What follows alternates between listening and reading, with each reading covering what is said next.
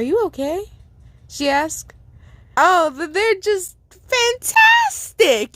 Just after they got literally shot with like a bullet, they just fantastic, girl. Brand new!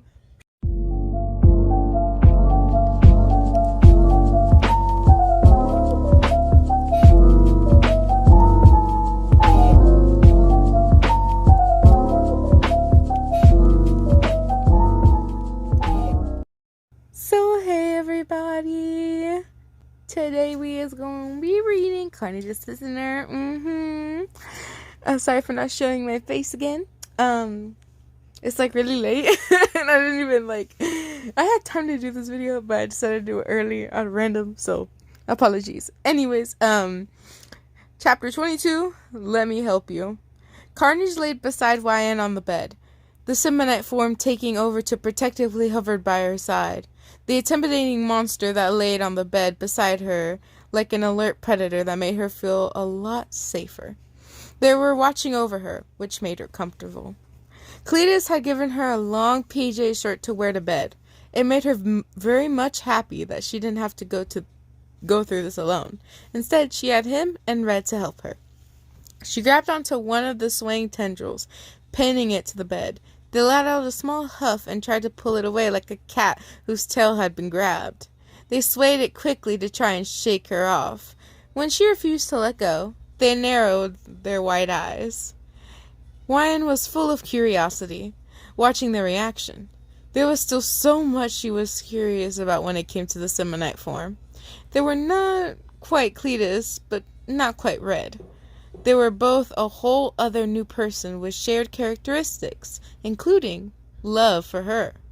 They smacked her hand with another tendril and she giggled softly and let go. Usually her laughter got them in a playful mood, but Carnage appeared too tired to play along that night. They just continued to watch the room quietly. She noticed the lack of interest, which quickly made her smile fade. "Carnage?" She called out to them. It took a moment for them to return their gaze to her. "Can I see Cletus?" she asked, which got a small annoyed sound in response. "He's resting. Red is mostly in control," they quickly told her, looking her up and down quickly. "You should also be resting, not tugging my strands," they added with the complaint with a small scoff. She frowned at that, which seemed to send a full kind of alert through Carnage. "What? Why are you giving me that look?" They nervously questioned her and settled. Are you okay? She asked. Oh, they're just fantastic! Just after they got literally shot with like a bullet, they just fantastic, girl. Brand new! Her fingers fiddling with the bedsheets to avoid reaching out for them once again. Carnage paused and watched her play with the blanket for a few moments before shuffling closer. Then they gave a small nod. "I'm fine, I almost lost you today, and that was terrifying," they explained, gently putting their large claws around her and pulling her underneath their form. "So I have to do a better job of protecting you from here on out. You don't have to be so distant, though," she said, reaching up to hold their face. They let out the softest purr as her hands touched them lovingly. She gently caressed the texture of their face, watching small ripples expel around her fingertips. "I'm not trying to be distant, beautiful," they told her, leaning down to press their fanged maw to her lips. She accepted the kiss, and Carnage lifted themselves to shift into a better position on top of her, not breaking the makeshift kiss that only two of them could experience. Whoa, don't get too much. Wyann's hands were trailing along their back when Carnage randomly flinched and she paused, giving them a small hum as a request for them to pull away. They instantly pulled their teeth away from her lips, allowing her to speak. "You're back. Something seems..." She trailed off and sat up, Carnage sitting up all same. "Let me see it," she ordered, Carnage sighing as if they knew exactly what she was referring to. As they turned their back to her, she saw darkened splotches where she knew tendrils usually sprouted out from. Their skin was full of deviates in the colored vein from out the center of each wound patch. Both her and Carnage remained silent for a long moment until Wine dared to touch the skin once again. Carnage growled at the touch, causing her to instantly pull away. It's sensitive, they explained, turning their head back to look at her. She eyed them for a moment before looking back at his wounds. Carnage, you need to deal with these, she said, instantly drawing up another graph from the throat of the Simonite. I don't want to. It hurts to cut those things off. You're safe now. It's not an urgent thing I need to handle right at this minute. They were raising their voices at her now, not out of anger, but fear of the inevitable pain that they would have to go through in order to get rid themselves of the poison on their body. Yeah, that was... Yeah, we don't talk about that. Carnage, she called out their names sternly. She watched their claws immediately snap shut, making sure they didn't snap at her again. Clearly, they had developed the need to not anger her in the slightest. Perhaps she was scary when angry. I can help. You are not alone. What can I do to fix this? She asked. You won't like it, they warned, and I don't like the thought of you being the one to do it either. Tell me, she insisted, confident in herself. She didn't want to sit back and watch their lover suffer from these wounds. If there was something she could do, she would do it. If you were to help, you would have to cut the infection away, they told her, trying to reach around his back with a clawed hand in order to scratch one of the bullet wounds. They could reach, but they couldn't see the marks on their back. Cut it, then hope I don't instinctively turn on you. Her confidence drained, and she felt a little sick. Cut it? She repeated, watching one of their claws hook onto the devious caused by the gun. They tore the piece away, and Wine was able to see the damaged skin underneath. It reformed to the normal Simonite color, but the infection spread back over to the surface anyway. I'm not asking you to do it. I'll handle it on my own eventually. It's just hard to reach, they whispered, placing their clawed hands back down on the side of the bed. What? Down on the bed? You shouldn't wait, Carnage. I doubt you will know everything about this stuff. It could kill you by tomorrow, she pointed out. No, it's fine. They instantly snapped back, showing off their fangs on purpose. Their claws flexed, rough enough to give off the sound of the blanket tearing. Her eyes widened at slightly at their reaction. They had just threatened her over this. Carnage, don't bare your fangs at me. I'm just worried for you. If cutting it out myself is what saves you, then don't think I won't, she warned, only receiving a hiss in response. With that, she forced her sore muscles into supporting her weight, slipping off the bed and treading towards the door. Carnage gave her an alarmed look. Hey, get back here! You're still not completely healed, they complained as she left the room. She didn't answer, ignoring the strain her body felt as she reached the kitchen. Carnage had jumped up to chase after her, pausing as she grabbed a knife. Their grip on the door frame tightened, splitting a couple spots in the wood frame. Why in? They muttered as she turned back to them. Just let me help, she whispered, shaking as she took a step towards them. Her legs gave out, but Carnage quickly jolted away from their spot to catch her. They carefully picked her up and walked back towards the bedroom. To her surprise, they didn't smack the blade away from her.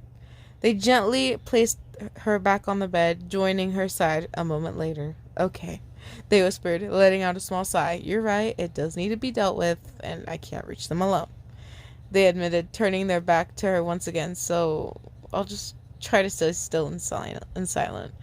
I'm sorry, Carnage, she whispered, sitting up and gently touching their sensitive back. I'll try to be quick, she answered them, leaning over their shoulder to give them oh my gosh, I am saying these wrong. To quickly peck their cheek with a soft kiss.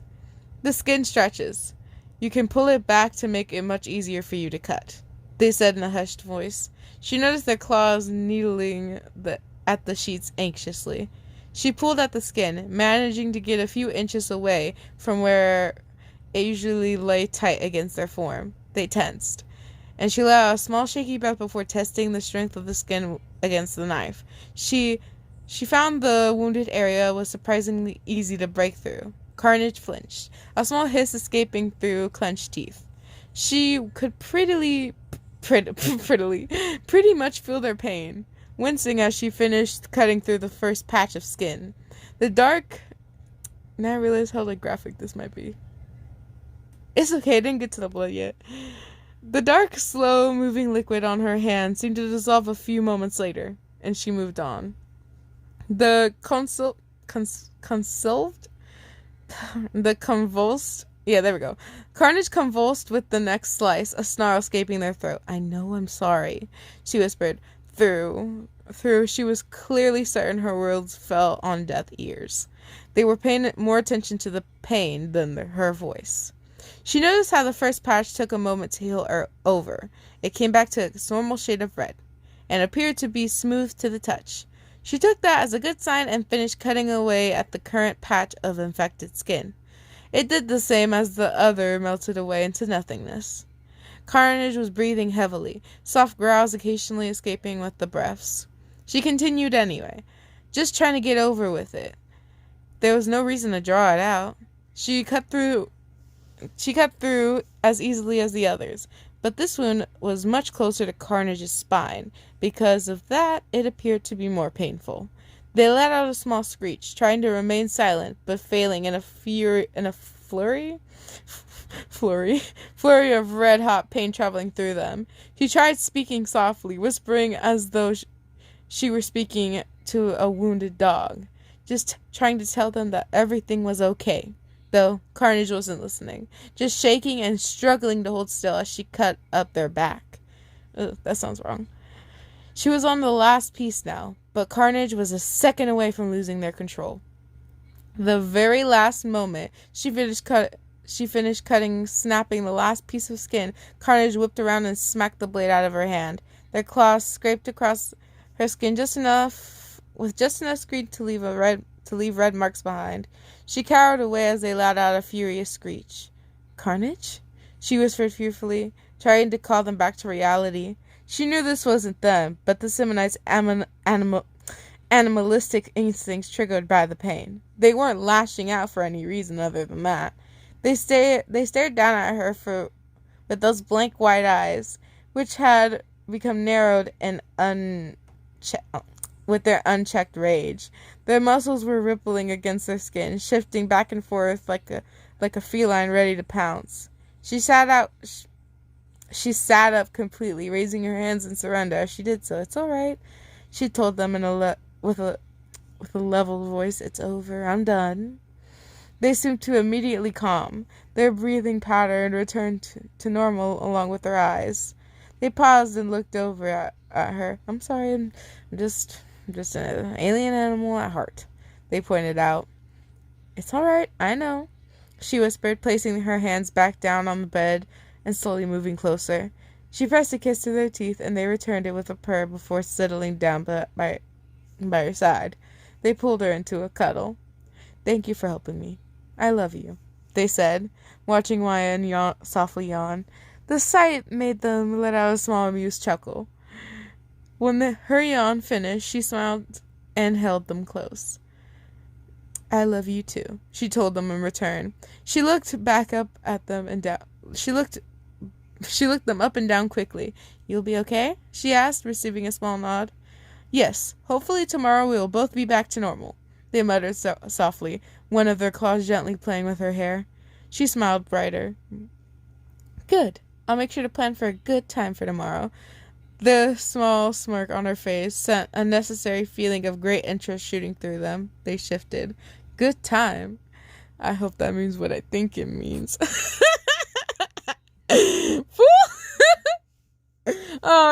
Oh my gosh. I thought that was oh man. Don't play me like that.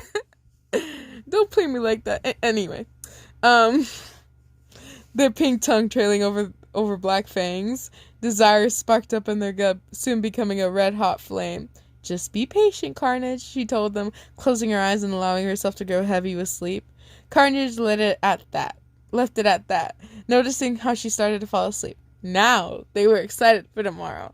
Man, if this is what I think it is, oh my goodness. And it is exactly what I think it is. So everyone, now you know where this, whether you know like is, you know where it is. Alright, so to make up for not reading 23, because for obvious reasons, now you know where the is at. So yeah. It's like for the whole chapter, so there's not like it's the whole chapter. So have fun and let me know how you think it is. Yeah. Anyways, chapter 24, a quick meeting. It had been a week since Wine had fully healed, yet Cletus still acted as if it were only yesterday. He was pretty much super glued to her side, constantly asking if she needed anything or if she was sore at all. It had been cute the first couple of days, but now he was bordering on annoying. She enjoyed being cared for, of course, but she also enjoyed Cletus not acting like some helicopter parent that worried over every little thing. Thanks to the incident, she could hardly go out into a different room without him trailing behind her like a bodyguard. He even stayed up later than her, fearful of what might happen during his sleep. She just needed a break from his overwhelming protection, and honestly, so did he. Cletus, it's one night, and I'm not even going alone, she pointed out, putting her jacket on. She had a plan to go out with her girlfriend, so they could catch up. With all that was happening, it's been a while since they last spoke. Cletus watched her, obviously worrying his gaze. A bar, right? You seriously expect me to be calm about this? You just last week you were kidnapped. What if something like that happens again? He asked, moving closer to her. He gently took her hand in his own. New York really isn't the best place at night. I'm a lawyer. I know it's not a nice place. But I'll be with my friend. You stay here and get some rest, she told him, giving him a quick kiss on the lips before moving away. I'll be okay, she assured him one last time. He sighed but nodded. Fine. Just so you know, if you get in trouble, call for me and I'll come running, he told her, watching her slip on her shoes. I know. I love you and I'll be back in a few hours, she said, opening the front door. He replied with a quick I love you too before she left. Me and you both know that he's probably gonna secretly stalk her. He did it last time, he'd do it again. She was wearing basic clothing. I don't know what you would wear at a bar. Something pretty. At a bar not too far from here. According to her... Oh, sorry. Ma'am, I thought it said, like, favorite... Oh my gosh, I feel stupid. Okay, she was meeting... FN at a bar not too far from here. According to her, there was so much she missed. She had no idea what Wine had gotten herself into, and she had no intentions of letting her know who she was with either. She hadn't had the slightest idea of how her friend would react to something as absurd as her dating a mass murderer. It certainly wouldn't be a pretty conversation. Good. It wouldn't. Walking down the streets, she let herself smile at the positives. She finally was able to see her friend again, and hopefully have some actual fun doing it. FN had her ways of making anything an adventure. As she entered the bar, she was quickly greeted by her friend rushing over. Wyan, you look so good. You looking good? Yes. I so said that right, she said with a smile. She gestured back towards the table. Come, I've already gotten us some drinks. Thanks, FN. So you were so excited to talk to me. What's going on? She asked, sitting down at the booth. She eyed the drink in front of her for a moment. She noticed not to drink too much.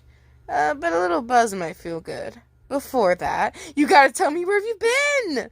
FN told her, taking a sip of her own drink. You seriously dropped out of the map for like a month. What happened? I moved into a new place since. She trailed off, unsure of how to explain what happened to her old apartment. Luckily, she didn't have to give much of an explanation. Right, I saw it on the news, FN recalled, wide-eyed. I'm glad you weren't in there when it went off, she added, taking a long sip. She narrowed her eyes, but that doesn't cover all this time. I have a difficult job. Work's been extra busy recently. Lie came out smoothly, as most lies she told. Practice makes perfect, even when it came to this kind of thing. Well, I'm glad to see you. I suppose that means it's my turn? Her friend asked with a soft smile. Wyatt nodded, eager to hear what she was so excited to share. Must be something good. So, I've been kind of seeing this guy. Oh wait, before I continue, if I'm thinking correctly and my big brain is telling me the truth, if what I remember from the story, I'm not gonna say, but you guys are gonna be definitely surprised if my big brain is correct. Trust me. Trust me, my dears. I've read this story. Don't worry. No spoilers. Anyway, so I've been kind of seeing this guy. FN answered, a blush covering her face as she closed her eyes. Wyatt could imagine she was thinking of them now. A guy? She repeated, a little surprised. Would I know them? She questioned, taking another sip of her drink. She caught a piece of ice in her mouth, gently gnawing on it as she listened. No, I doubt it. FN muttered softly, the palm of her hand placed on the side of her face as she leaned against the table. Wyatt quickly caught the signs. That was a lie. Why would she lie about that? But he's a surprisingly nice guy. I think you guys could be friends. Though he doesn't seem to be interested in meeting anyone else. Huh. She responded in response. But there's this other guy. He's a little intimidating. But I also think he's just as nice of a guy. And I think... I know it's been years since you've tried, but you should give him a shot. Even just one date. FN told her, still looking so happy. One crunched through the ice in her mouth at the suggestion. No, I'm good. She couldn't help but sound a little annoyed by that. There was no way anyone was setting her up with another guy, especially not when she had Cletus waiting for her at home. What? Wyatt, come on! You need to get out of the house for reasons other than work. She insisted, not willingly to give up that easily. If you were just seeing someone, you could also be a little less lonely. No, you don't get it. Okay, listen. I'm maybe already seeing someone, she admitted, looking away nervously. FN's eyes widened at that, and then she smiled. That's what you've been up to? Details! I want to know more. She told Wyatt, who took one more sip of her drink to try and think up a response. No way. I know nothing about your guy, so I'm not saying anything about mine. She crossed her arms for extra effect. She was dead serious about that one. If FN wanted to even get the slightest hint to who her lover was, she better tell her everything about hers first. Okay, fine, but no name. We can give detail by detail. FN giggled, thinking of a fun game. Thinking of it as a fun game. How about hair color? Mine's got black hair. Yours? Red hair. She replied in return. She couldn't help but smile at how her friend made this game. A dangerous one, if by some miracle she guessed the answer and found out who her lover really was. Ooh, nice. All right. Mine's got bright, brilliant green eyes. And what about yours? She then asked, seeming lost in a daze about her own boyfriend. Blue. Kind of like a raging, intense blue. Like a swirling storm of different shades. They are probably just as beautiful as whoever's you're describing, she said with a small chuckle, amused with how her lover's gaze could be so intense yet so full of love at the same time. You may have a way of making those eyes sound sexy, she FN teased, which in turn made Wyatt blush softly, though her friend was correct. It would be impossible to tell her that the Simonite's powerful white eyes had even stronger effect on her. He is sexy all round, she ended up muttering before she realized what she was saying. Wait, that slipped out, she yelped, her eyes wide. FN was laughing, downing the rest of her drink a moment later. So you think he's sexy? All right, noted. She giggled before raising a brow curiously. What's his personality like? That question made her pause. There was no way she could say this with full personality. positivity. He's honestly a little rough around the edges. He can get snappy pretty easily. He is certainly overprotective.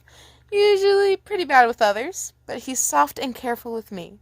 He tries to be gentle as he can possibly be when I'm around, almost as if scared he'll scare me off, and he enjoys making me laugh more than anything, she explained. Effin stared for a moment. Wow, that sounds like he really loves you. And hey, everyone has flaws, so do you love him too? Her voice had become a bit soft at that part, as if uncertain on the answer. She nodded. Yes, I do love him, she confirmed, smiling. But you gotta tell me about yours now, she pointed out. Right. My boy's rather sly, but in the hot kind of way. He rarely gives me attitude, but if he does, it's rather passive-aggressive. He's a smart man, and he's really warm to hold. He speaks about me like I'm the best part of his life. And all above, he's quite the jokester. FN giggled, blushing like crazy. Wine couldn't help but smile at that. You have to tell me his name now. Oh, she insisted. FN suddenly shook her head quickly. No, I can't just do that. FN argued, looking away. I would, but you would judge me big time, she whispered, swirling the ice in her drink nervously. Trust me, whoever you're dating, I'm dating someone who I know you would judge me for. So trust me, I won't judge. Wine continued to persuade her, smiling softly. I don't know anyone that fits the description you gave me, her friend said with a quirked bow. But fine. You have to tell me the name of your boyfriend, though. We will both go through this, she demanded, Wine sighing. All right, but don't scream when I tell you, she said, her voice soft to make sure that they wouldn't be overheard. So, who is it? I like to do most likely. Ugh, fuck. I lied. You do most likely know. You. Why am I saying this wrong? I lied to do most likely know. I can't say it right. Okay, we're skipping that, Effin admitted. Obviously, his name is Loki, she told her, voice so soft she hardly could hear the name. Wine froze in place. Did you just say? Are you serious? She asked, shocked. Her friend just admitted to dating her worst enemy, the man who kidnapped her, the man who let her be tortured. Yes, no more questions. Just give me the name.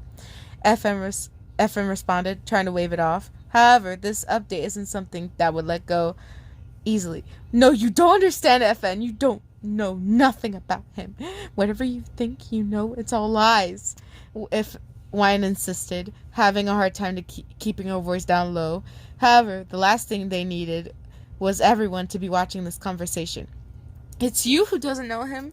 You've listened to all those supposed bad things, but you actually never gotten to know him. Her friend continued to defend her lover, completely aware of Wine's history with Loki.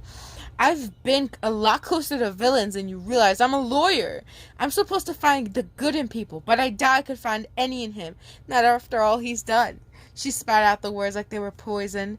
She still had hidden scars underneath her clothes. She had Carnage's mark hidden there as well. Have you ever tried to find the good in a supervillain? Effin sounded doubtful, almost bored. Cletus Cassidy, she finally told her, drinking the last of her drink so she could deal with this in a much calmer manner. What? My lover is Cletus Cassidy, Carnage, if that's the name you prefer to use, she repeated with more explanation. I know exactly what I'm talking about. Loki almost killed me twice, along with Carnage. You're dating that monster? FN once again questioned, almost appeared to not believing her friend's words. You're dating one too, she quickly pointed out, her gaze flickering towards the door. I should go. I can't stay around for you too long. If Loki shows up, he could get me before Carnage has a chance to get here and protect me. He wouldn't, FN replied, also glancing towards the door. Sure, he already has, she pointed out, referring to how she's been kidnapped once before. He'll come after me again, and if he finds me without Carnage, well, I doubt it'll be pretty. Then there might be a problem. He's going to meet me a little bit later, her friend muttered. Wine eyed her. So still She'd doubt she was even breathing. That bit later. That's right now. He's here. I told him my friend would be here, but I never used your name. Wyan didn't turn, but she could pretty much sense when Loki was approaching. His voice made her cringe. This is your friend? Yeah. Loki, this is Wyan. But from what I've heard, you already know who she is. She whispered, watching Loki stop by Wyan's side to eye her. There was no obvious emotion showing on his face. Loki, just let me go home. I don't want to deal any part of your quarrel with my boyfriend, please. She whispered, but Loki didn't move. He just looked down between her and his girlfriend. Where's your boyfriend? Was his next question, and she replied in silence. Upon not getting an answer, he looked to FN for a long moment. The look she gave her boyfriend was pleading enough for him to take a few steps back, but his next word made YN skip a beat. I cannot ignore this opportunity. I might not get another one. The second he reached into his pocket to grab whatever he intended to use against her, a loud snarl sounded from across the bar. Back off, you snake! Oh, shit! Oh! It's getting intense! We must find out what happens. I'm sorry. I apologize. Chapter 25 was just an author's note. Just letting you know, be aware. Chapter 25, it was an author's note, not a chapter. So we did not skip it. Technically it was a chapter, but for author's note purpose only. Just letting y'all know now. So don't say I didn't skip. That I skipped, because I didn't. I promise. Chapter 26, friendships all have a testing point. Yes, they do. Wyan looked towards Carnage with wide eyes as they bounced across the bar, over tables and countertops. People screamed and rushed out of their way. Her mouth hung open slightly in the silent gasp. Loki appeared calm and collected while FN covered her mouth to stop screaming for slipping out. Well, there's the boyfriend. Loki hummed, watching the Semonite crash their way to the group. Carnage hissed at the two as they came to a stop between her and Loki. Their tendrils lashed violently as their talons flexed, providing clear evidence that they were furious with Loki's appearance. Carnage, have you been watching me this whole time? She asked, taking a step back to make sure she wasn't accidentally nicked by one of the fighting blades scoring through the air in front of her. Yes, and it's a good thing I had been, they admitted, snarling as they looked between Loki and FN. If I hadn't been here, who knows what would have happened to you? This is exactly why I didn't want you to go out on your own. Wyan didn't respond to that, because they were right. If Carnage hadn't been watching her, she would have been in big trouble. Behind you, she warned, walking closer to Carnage. The warning gave them time to control the tendrils to keep the blades out of her way. She gently placed a hand on their shoulder, hoping to calm the unpredictable rage. They are really dating. You are really dating that, Wyan whispered. Excuse me, FNF whispered, moving closer to Loki. I know you ain't talking, girlfriend. I know you ain't speaking to me right now. I know you're speaking to us right now. Can you believe our friend is speaking to us like that? She ain't a friend no more. FN whispered, moving closer to Loki. As Carnage's gaze fell on her, she froze up. They stared for a long moment, too long. Loki stepped to the side in order to completely shield her from their view. Carnage smirked at the, all right, Loki, deal time. You hurt my girl, I hurt yours. But even worse, they warned, licking their black fangs with a long pink tongue. Both FN's and Wyan's widened at that. Carnage! She complained, the Semonite looking back at her for a quick moment. What? Sounds like a fair game to me, they growled before turning their glare to Loki. If he's gonna hurt what I love, I'll hurt what he loves. Loki just sighed and gave a small nod. I've lost someone to you once. I won't dare to let that happen again, he whispered, lip curling back in disgust. But that doesn't mean you aren't off the hook, Carnage, he warned. I'll stop at nothing to avenge what you've taken from me. Bring it, Snake. I'll enjoy biting you down every time. they hissed before turning back to Wyan. Let's go, Dove. It's clearly not safe for us to hang around here, they pointed out, offering their hand. She took it and they pulled her tight to their chest. She watched FN as Carnage jumped away, heading for the door. Loki remained protectively in front of her, where she had started to cling to his arm as she watched the Simonite rush off with their friend. She looked away as Carnage left the building and jumped on the stands of webbing. They were quiet, but she could sense their discontent. She couldn't blame them for how upset they were of how things went. If convincing them that she wanted to go out alone was hard, it would be nearly impossible now. Though she hadn't actually been alone, had she? Carnage had followed her, even after saying she wanted to be alone. They still showed up in the end. They had followed her all the way here. Was she ever allowed to be alone? Or would Carnage always follow her? Man, I don't know. I told you guys this would happen. It always does. Overprotectiveness. What can I say? Carnage swung them both in through the window effortlessly, landing on the floor with a light thump. They placed her down inside in annoyance. They moved away, and Wyan did nothing but watch as they began to pace in front of her. I can't believe Loki was there, and if I hadn't been there... They trailed off and stopped their movement, looking towards her and narrowing their eyes. You're not going out on your own ever again. Not ever. They all but ordered. Her eyes widened for a moment before she furrowed her gaze into a glare. I don't see how that's hardly any of your choice. That's hardly your choice, she argued, crossing her arms. Carnage moved closer, hovering over her as they gestured with a clawed finger. It's as long as I'm the one protecting you, they hissed, now inches away from hers. She was unable to help but feel a little intimidated by that, but she continued her argument anyway. Oh, so I'm supposed to be cramped? Excuse me. So I'm supposed to spend the rest of my life cramped up in this apartment because you say so? She asked, her voice giving off obvious frustration. You don't have to make it sound so incriminating. Do you want Loki to capture you again? They asked.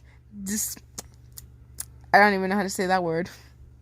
Bristling with a fury of negative emotions. They didn't give her enough time to answer the question before answering it for her. No, Wyan, you don't. So just let me protect you. She was insulted by the way they took such high control. Ignoring her obvious frustration when it came to the rules they were trying to lay down. She wouldn't follow them so easily. They couldn't keep her locked away just because they were scared. You don't own me. I'm not some possession you can put in a glass case to keep hung up in your room. If I wanted to leave the house, I'll leave the dang house. You tell them, girlfriend. She snapped back, turning to go to the bathroom. She wanted to be alone for a while now. The day hasn't been easy on her. Her best friend clearly didn't agree with her relationship choices and now was in love with none other than her worst enemy. Just perfecto. On top of that, Carnage is now trying to limit her freedoms. A-hole. Of course I don't own you, but you're my lover in the end. And it's up to me to protect my mate from a murderer who's been looking around every corner. What? Wyan, are you even listening to me? They asked as she entered the bathroom. She turned back towards them. No, not really, she answered before closing the door in their face. She ignored them when they began to complain from the other side of the door. Carnage, leave me alone. They were silent, though she could hear the swaying of tendrils turning into quiet sounds, then nothing. She assumed they turned back into their human form, which only made her roll her eyes. You must let me be, Cassidy. Oh, excuse me. You also let me be, Cletus, she added enthusiastically before moving away from the door and flopping down on the bed. She didn't receive an answer from Cletus, but heard his footsteps as he moved away from the door. She sighed and grabbed her phone and went through her messages. Nothing new. So she sent one to FN desperately. Hey, I'm so sorry. I didn't think Loki or Carnage would be there. She sent them, sitting up with her back against the wall. She waited for a response. When she didn't get one for at least another 10 minutes, then she felt her phone vibrate. She instantly looked back at the image. I don't understand. Why Carnage YN? You could have talked to me. I could have helped you get away from that creature if he was forcing you into this. It was FN's response. She didn't mean to hurt her with those words, but she felt a jolt of pain through her. No, I love Carnage. I didn't want to get away from them. They are everything to me. Even if they can be harsh at times, they love me more than anything, she replied, imagining the feeling of Carnage's arms around her, or the silky soft skin of the Simonite. Just their touch was something she couldn't live without. She saw the typing sign show up for a few seconds before disappearing into nothing. 5 minutes passed and she gave up on receiving a response. She felt hurt and betrayed by the fact that her friend left her in silence. That ain't no friend no more. But she accepted it and set her phone down anyways. She could try reaching her again later. Maybe try using a different method next time. She spent a few minutes thinking about what to do next. When she heard the door creak open, she didn't look over, just let out an annoyed sigh. Cletus, I don't want... She froze as something was tossed on the bed beside her. She flinched but relaxed a moment later upon seeing a bag of her favorite chips that had landed by her side. She eyed it for a moment before picking it up and looking back at Cletus. Man, listen, I like chocolate, so we're gonna just change that to chocolate. For me, y'all can change it to whatever you want. I like chocolate, so I'm going with chocolate. He shifted slightly from where he leaned on against the door frame, watching her with soft blue eyes. He almost appeared to try giving off a coy appearance. I don't even know what that means. She figured this had to be a way of trying to win her over again. She shifted to give him plenty of room by her side, opening the bag of snacks. He carefully walked over and sat down at her side. He continued the bashful behavior, fidgeting and constantly casting her glances. She realized that this is the first time she's ever actually walked out on him after an argument, meaning he had no idea what he's supposed to do next. What? Cletus, you can speak, she told him, annoyance still laced in her voice. She began to munch onto the snack, being quiet and slow. Damn, he had been real smart to bring her food. It would lift her mood whether she liked it or not. I'm pretty bad at apologizing properly, he explained. Wyan let out a small huff as a reaction. But you're right, Dove. I can't keep you here like a caged bird, and I'm just scared because I love you so dang much. Excuse me, damn much. He continued to explain, shifting closer. So, I'm sorry, and once again, I love you. I know you do, and of course I love you too, she whispered, glad he was confessing to being wrong. Wow, for the first time. Excuse me. She leaned against him, and his anxiety quickly melted away and pulled her close to his side. It almost reminded her of a dog who had been Excuse me. It reminded her of almost of a dog who had been scolded and started sucking up to their owner. You can go out whenever you want, baby, he whispered into her ear before softly kissing her neck. Whoa, too much! Don't get too close, bro. Usually the action would make her heart racing and would make her fall right into his open arms, but now her mind was elsewhere. She was worried about FN. Not only could she have ruined their friendship, but she could have also gotten into trouble by telling the truth about what Loki has done. What if Loki didn't care for FN as much as he made it seem like he did? Why, and what's wrong? Cletus asked as soon as he realized something was off. He began to gently run his hand over the top of her back, providing some comfort. I just feel bad about what happened today. My friend won't respond to me now, she muttered, staring at the phone on the bed beside her. I probably scared her off with the whole Carnage is my boyfriend thing. Cletus frowned at her words. I was only looking to protect you, he said in a soft voice. You did threaten to kill her, she quickly pointed out, rendering him silent. She picked her phone back up to try texting her just one more time. She only had I'm sorry written down when Cletus interrupted. Do you even know what you're apologizing for? Cletus asked, staring at the screen. You've done nothing wrong, unless you're trying to say sorry for dating me. He whispered at the last part, sitting up slightly. No, of course not. I don't feel bad for falling in love with you. I just don't know what else to say, she explained, quickly back-pacing before pushing herself closer to Cletus. Perhaps I should just give her some time, she whispered. She might just be talking to Loki about what happened today, and if she does love him, she's probably going to trust him more over us, he said, a noticeable trail of tendrils seeping out from his skin and over her neck. Wine eyed it for a moment. Hey, Red, you gonna come out? She asked, Cletus letting out an annoyed scoff. She's still pouting. I'd argue with her over an agreement about not being so overprotective with you, he told her, the strand of Simonite flicking him. When Wyan reached out for her, she hid back under the host's skin. Oh, come on, Red. Don't be so cold with her. She didn't do anything to you. Cletus spoke out loud to Simonite. Wyan smiled softly, not insulted by Red's petty actions. Red's so petty. Hey, Red, can you come out and I'll give you a couple of these chips? She offered, taking a bite of one herself. That spiked Red's curiosity, and she was instantly pouring out of Cletus's to form a head with wide eyes. Cletus rolled his own eyes at her. She can be mad about anything until food is brought into the picture, he complained, Red unable to respond as she scoffed down a handful of chips. Wine just smiled and leaned against Cletus lovingly. Her hand gently ran over the Simonite's neck to drag out a couple purrs. At that moment, she realized her friend's opinion on a relationship with Cletus didn't matter. She loved this man, and she wouldn't suddenly stop on someone else's accord. Perhaps it was the exact same thing for Wyan and Loki.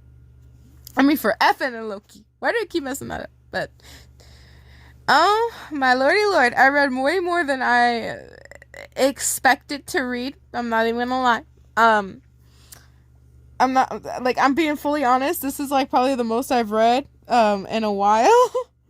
Like, geez. Read from 22 to 26, so that's like 22, 24, 25, 26. So like 5 chapters. Technically like 4 chapters, since 25 was just like a author's note or something like that. So technically like 4, but we're gonna add 5 because, 5. But oh my goodness. We got some friendship issues going on. We got some, oh man, I don't know about this anymore going on, and some doubtfulness going on. I completely understand.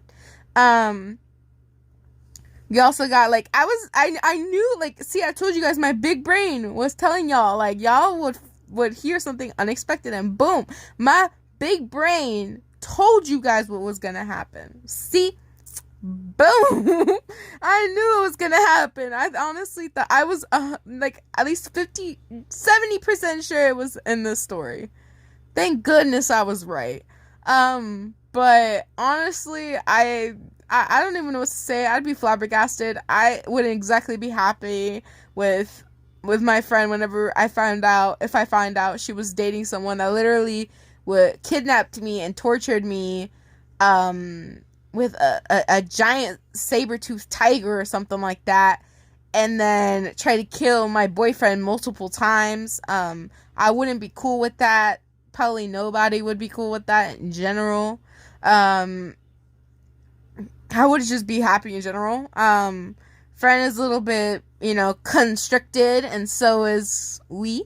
I mean, honestly, the best I can give is to give each other some time, then talk things over. I don't know about the boyfriends, because that's a whole different story. That's gonna have to be, like, counseling, or like something that, like, put them somewhere where they won't hurt others or themselves, just like, I don't know. They would anyways, I hope you guys enjoyed this. Like, subscribe, and hit the notification bell for more amazing videos, guys.